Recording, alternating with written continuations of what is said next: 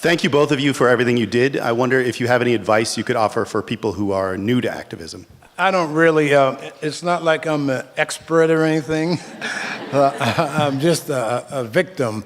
But I know that it's absolutely needed now for people to be active. I'm very encouraged that there's so many demonstrations and disagreements with the administration, the president, and some of the policies that they're trying to implement. I'm real proud of our country, our people marching in the streets and stuff. And I just know that still to this day, you have to watch out for provocateurs and for agents. You have to conduct your business the way you want to do it. And when you're at meetings or at rallies and somebody's saying, well, let's kill somebody, then they're most likely provocateurs. And provocateurs have been used in this country ever since they've had politics. So I don't really have good advice for the activists, except for just keep on being active. And this is a wonderful group. If we had these in every city, we wouldn't have problems, I don't think, Hi, thank you both so much.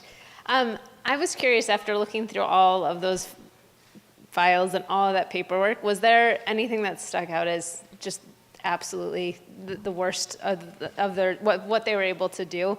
I haven't seen the exhibit yet, so it might be there, but was anything just shocking after going through that many pages? Well, there's a lot of things that, I didn't realize that they would so thoroughly investigate me. They went to my hometown, they talked to my high school teachers, they talked to a little old lady that lived next door to me, and and the thing is, I have 8 brothers and 2 sisters, and I'm the youngest, and they interrogated, is what I call it, and they call it interviewing, all of my brothers, their wives. In fact, one of my brother's wife went to school and got a degree, and she applied for a government job. They questioned her, well, do you know Rodney Barnette? Did you have meetings with the Black Panthers in your garage back in 1968? So, but they went, one of the things, I can't keep track of all the dates when my brothers were born, but now they're in my FBI file, so I have a family tree. I know where everybody is born. But yeah, they went everywhere, all over the country. And then, to tell you the truth, it's not just the FBI. All these other legal law agencies, the Attorney General, they were sending copies of my files and asking them, to do things in all these different cities across the country. And one of the really sad stories, I think, I don't know how many people know Erica Huggins, but her husband was killed in L.A., and I was really close, and I was new in the Panthers, and they were kind of new too. The L.A. chapter was pretty new compared to the Oakland chapter, which started the Panther Party.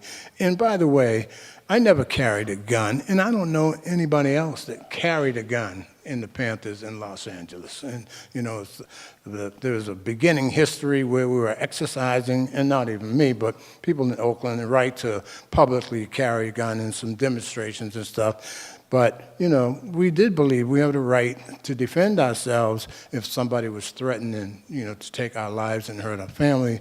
At any rate, but Erica, there was an FBI informant that showed up after Erica's husband was killed by the FBI.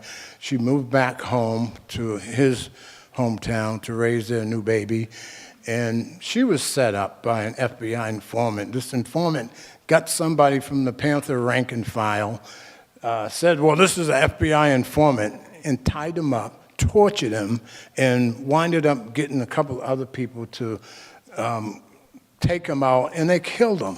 The FBI agent had 2 other people shoot him even when he was dead so that they could blame it on them. So they brought Erica and these other 2 Panthers to trial, and this guy disappears, and that's replete with the things that these informants and agents did.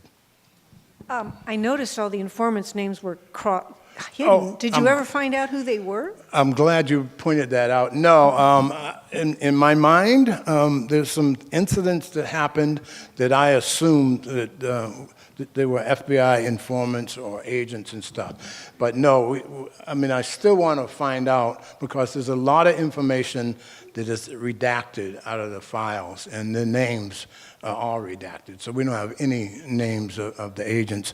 One of the things is, was it McCord? There was one of the FBI agents who was responsible for the official investigation of me, who later on worked and was convicted of the Watergate break-in. He left the FBI and working for the CIA. And, when they broke in to the Democratic headquarters in the Watergate break-in, Nixon had ordered that to happen. And the theory is that there was a lot more to it than just finding out what the Democratic Party was doing, and it had something to do, they had files that had something to do with the assassination of John Kennedy. So this guy, supposedly honest and trying to keep us from breaking the law, breaks into the Watergate, and he took the fall for the rest of these agents and went to prison. I got a question real quick, actually, for Sadie. So I think your art does like a lot of really great work illustrating what happened throughout the Black Panther Party that many people didn't see. What role do you think artists and creatives can play, like actively in the resistance now, kind of with like the executive orders coming out to resist that? I think art is really important, not just to address issues, but really to help people think outside the box and change the way that people think. Even art that isn't overtly political, if it helps people reimagine, imagine a new world, I think that's really important. I think that's what art can often do. Of course, using art to tell stories, I think, is really important. I think, on a really practical level, there's been a lot of sign making. A lot of artists have opened up their studios, or print shops have opened up their silk screening studios for people to make protest signs. That's sort of the most basic, urgent, needs met thing that I think artists can contribute. But I really think of my work as research. I don't think of myself as an activist in the way that I viewed my dad, but I think about being more behind the scenes, archiving, and trying to allow people to think differently about things. So you mentioned archiving, and I'm really curious about the process of working through archival materials that are so close to home, and if you have experience with working with more general historical context and what the difference is in going through those materials and how that feels. Yeah, it's been very intense. I mean, like my dad mentioned, it almost feels like a family tree at moments because it has, addresses of all of his brothers and sisters' apartments that you might have forgot. Oh, Spruce Street, I forgot about, that apartment. But then you realize that this information is being collected by people that would just as soon have my dad be dead, to be very honest. So it was very emotional to go through this material.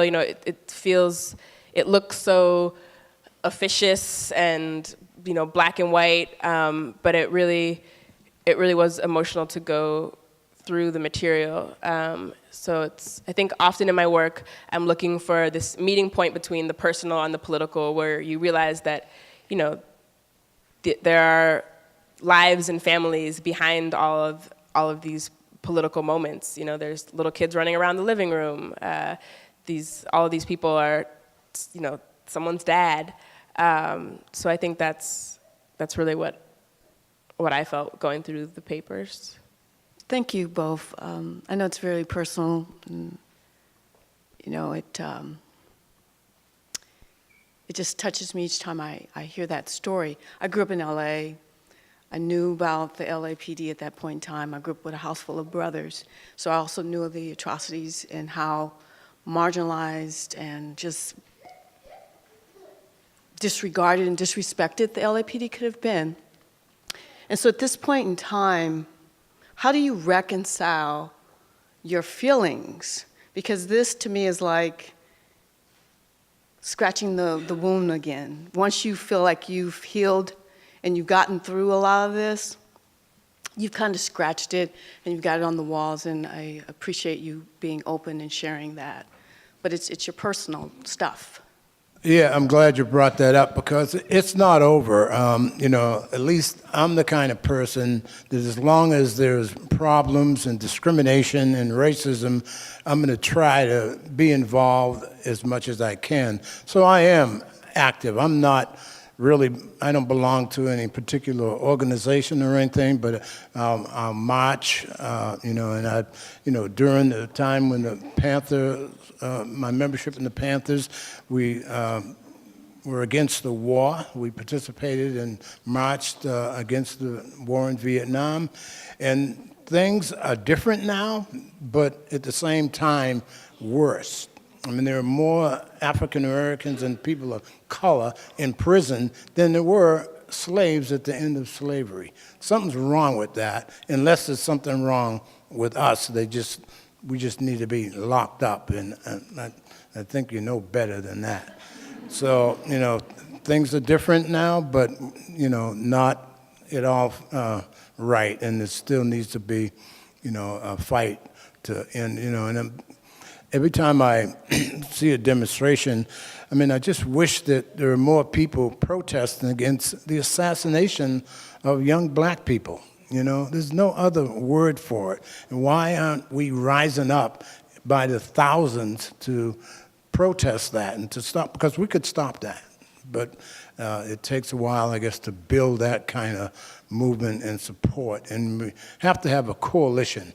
So it's not over, and it's not over for me. So I'm going to do my part. I hope, I got a big family. I got 100 nephews and nieces.